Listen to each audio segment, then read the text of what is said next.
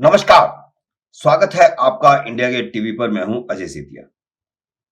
मित्रों, आने वाले 5 सालों में उत्तर प्रदेश में समाजवादी पार्टी का भी वही हाल होने जा रहा है जो अब बहुजन समाज पार्टी का है। सिर्फ 10 साल पहले उत्तर प्रदेश पर राज करने वाली बसपा को विधानसभा चुनाव में सिर्फ 1 सीट मिली है। आप कह सकते हैं कि समाजवादी पार्टी को इस बार 111 सीटें मिली हैं, उसकी सीटें बढ़ी हैं। फिर यह कैसे कहा जा सकता है कि सपा का हाल बसपा जैसा होगा? तो उसके 2 बड़े कारण हैं। पहला कारण तो यह है कि मुस्लिम यादव जाट का जैसा गठबंधन इस बार हुआ था, वैसा कभी मुलायम सिंह के समय में भी नहीं हुआ था। मुसलमानों ने जिस तरह इस बार सपा को एक तरफा वोट किया, ऐसा 1989 के बाद कभी भी उत्तर प्रदेश के इतिहास में नहीं हुआ था।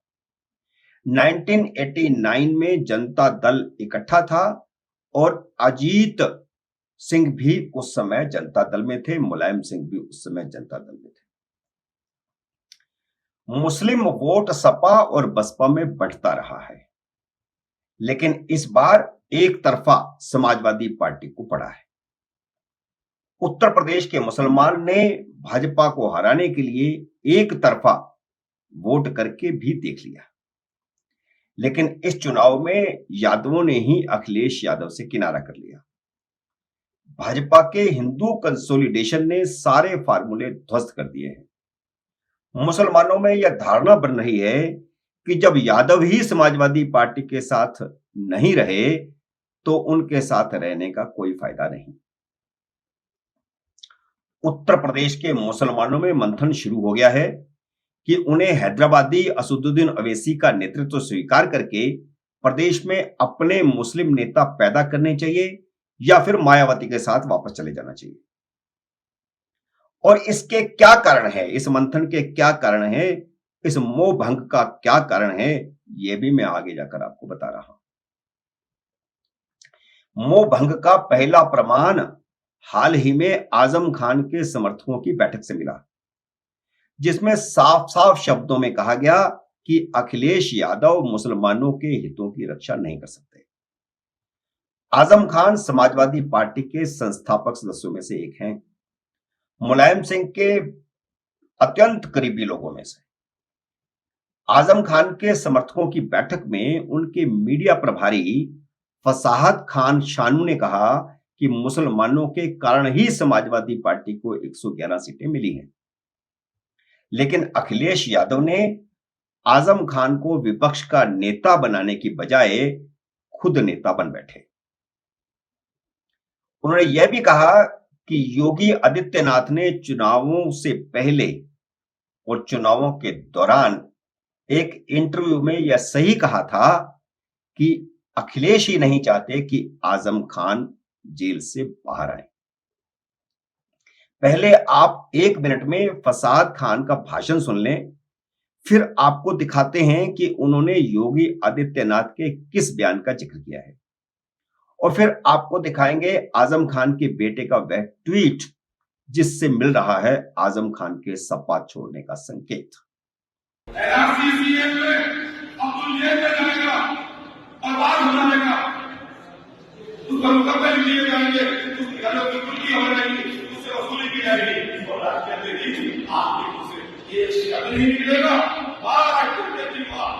हमने आपको आपके वाले सब को चाहिए लगाया। आप चुनाव नहीं कर सकते, हमारे लोगों से 111 सीटें आई है, आपकी शादी नहीं होती। आपकी शादी के लिए मुझे नहीं दिया है, ये पहला सच है। लेकिन मुख्यमंत्री आप बनेंगे, नेता नहीं बन सकते, हमें अपने नेता नहीं बन सकते। और तो और आपने सदन में भाषण दिया, हमारे हिंदुओं में आपने बहुत लोगों के सिक्योरिटी बताई, किया ज्यादा संयम का मुजाहरा था। सबसे अच्छी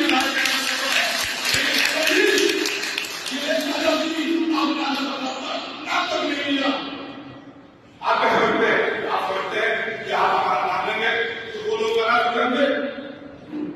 हम बेवकूफ हैं। वो लोग नाराज हो गए, हमारे नाम ले रहे थे, आपने हमें मुंह पे मुंह धकेल दिया। अब आप सुनिए योगी आदित्यनाथ का वह बयान जो उन्होंने विधानसभा चुनावों के दौरान दिया था और जिसमें उन्होंने कहा था कि अखिलेश यादव ही नहीं चाहते कि आजम खान जेल से रिहा हों। आजम खान बाहर आए ये तो अखिलेश जी भी नहीं चाहते, क्योंकि अखिलेश जी की कुर्सी खतरे में पड़ जाएगी। आजम खान इस समय भी जेल में है और जेल से ही उन्होंने विधानसभा का चुनाव लड़ा था। वह 9वीं बार विधायक बने हैं। इस समय लोकसभा के सदस्य भी थे और उससे पहले राज्यसभा में भी रहे हैं। मेरा कहने का मतलब यह है कि वह समाजवादी पार्टी के वरिष्ठतम नेताओं में से एक है। सपा जब हार गई तो आजम खान को लगता था कि पार्टी में वरिष्ठतम होने के नाते उन्हें विपक्ष का नेता बनाया जाएगा। यही भ्रम शिवपाल यादव को भी था, लेकिन विधायक दल का नेता बनने के लिए आजम खान ने लोकसभा से इस्तीफा भेज दिया। अखिलेश यादव ने भी लोकसभा से इस्तीफा देकर खुद विपक्ष का नेता बन गए। आजम खान का बेटा अब्दुल्ला आजम भी विधायक बना है। परिवार में से उसको जमानत मिली थी और जमानत मिलने के बाद उन्होंने भी चुनाव लड़ा और वह भी विधायक बने। उसने ट्वीट करते हुए लिखा है, चुनाव नतीजों के बाद और हाल ही के घटनाक्रम के बाद। घटनाक्रम क्या कि अखिलेश यादव खुद विपक्ष के नेता बन गए। तो अब्दुल्ला आजम ने ट्वीट करके लिखा है, जहां तक मुझे मतलब है जहान को, वहीं तक मुझको पूछा जा रहा है। जमाने पर भरोसा करने वालों, भरोसे का जमाना जा रहा है। अब इसका अर्थ क्या है आप खुद निकाल लीजिए। और इसके बाद उन्होंने फिर एक ट्वीट किया जिसमें उन्होंने नया शेर लिखा है। उन्होंने लिखा है, अपने चेहरे से जो जाहिर है छुपाऊं कैसे, तेरी मर्जी के मुताबिक नजर आऊं कैसे, घर सजाने का तसव्वुर तो बहुत बाद का है, पहले यह तो तय हो कि घर बचाएं कैसे। फूल से रंग जुदा होना कोई खेल नहीं, अपनी मिट्टी को कहीं छोड़ के जाएं कैसे। यह साफ संकेत है कि आजम खान का परिवार उत्तर प्रदेश की सियासत में नई इबारत लिखने की तैयारी कर रहा है। वैसे आजम खान 2009 में भी समाजवादी पार्टी से अलग हो गए थे। उस समय मुलायम सिंह यादव ने उनके विरोध के बावजूद अमर सिंह के दबाव में रामपुर से जयप्रदा को लोकसभा का टिकट दे दिया था, लेकिन बाद में मुलायम सिंह ने उन्हें मना लिया था। मुलायम सिंह और आजम खान के रिश्ते बहुत पुराने हैं, कम से कम 30-35 साल पुराने। एक बार फिर अब ऐसा लग रहा है कि आजम खान समाजवादी पार्टी छोड़ सकते हैं और इस बार उनको मनाने वाले मुलायम सिंह भी नहीं। हो सकता है कि आजम खान अपनी पार्टी बना लें। वह समाजवादी पार्टी छोड़कर जाते हैं तो सपा का मुस्लिम वोट बैंक भी अपने साथ लेकर जाएंगे। अब यादवों की बात। समाजवादी पार्टी का नेतृत्व जब से अखिलेश यादव के हाथों में आया है, तब से यादव वोटों में बिखराव शुरू हुआ, जो चुनाव नतीजों के बाद और ज्यादा होना शुरू हो गया है, जिसकी झलक विधान परिषद के चुनावों में देखने को मिली है। समाजवादी पार्टी 36 सीटों में से एक भी सीट नहीं जीत पाई, जबकि भारतीय जनता पार्टी 36 में से 33 सीटें जीत गई। सिर्फ 3 सीटें नहीं जीत पाई और वह भी निर्दलीयों को गए हैं या भाजपा के बागी को गए हैं। यादवों पर अखिलेश यादव का प्रभाव खत्म होने के संकेत विधानसभा चुनावों से पहले ही मिलने शुरू हो गए थे। अब मुलायम सिंह यादव की पुत्रवधू अपर्णा यादव अपने ससुर का आशीर्वाद लेकर के भाजपा में शामिल हो गई थी।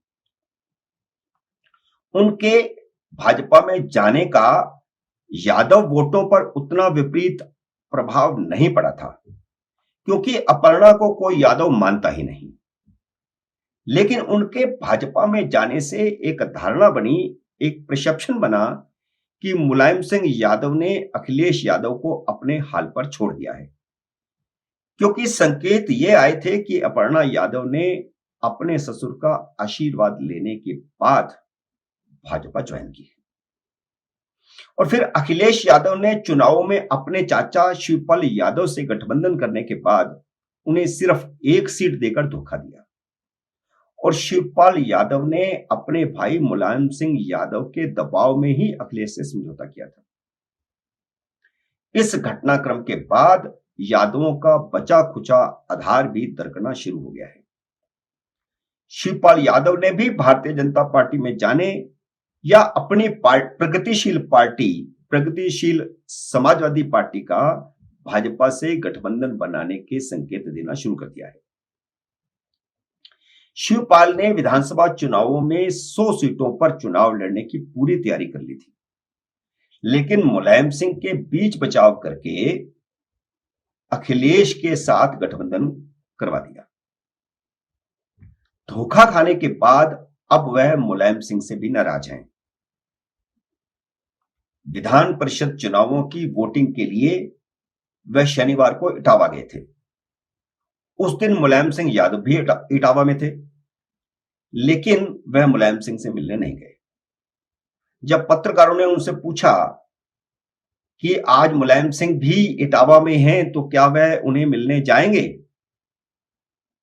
तो शिवपाल सिंह ने पत्रकारों से कहा कि वे ही जाके मिल लें, यानी पत्रकार ही जाकर उनसे मिलने, वह मिलने नहीं जाएंगे। और वह सच में मिलने नहीं गए। हालांकि धोखा खाने के बाद जब वह दिल्ली आए थे तो मुलायम सिंह से मिले थे, लेकिन उसी दौरान वह भाजपा के शीर्ष नेताओं से भी मिले थे। शिवपाल यादव इस बात को लेकर के मुलायम सिंह से खफा हैं कि जब भी भतीजे से टकराव हुआ है, मुलायम सिंह यादव पुत्र मोह से ही बंधे दिखाई दिए, जबकि शिवपाल ने दशकों तक मुलायम सिंह के साथ मिलकर जमीन पर मेहनत करके सपा को मजबूती दी थी। उनके भाजपा के साथ जाने की अटकलों के बीच इटावा में ही शनिवार को उन्होंने ट्वीट किया, हम तैयार हैं। बस इतना ही ट्वीट था, हम तैयार हैं। माना जा रहा है कि जल्द ही शिवपाल यादव भतीजे अखिलेश यादव को बड़ा झटका दे सकते हैं। शिवपाल यादव अपने साथ यादवों का बड़ा वोट बैंक लेकर भी जाएंगे।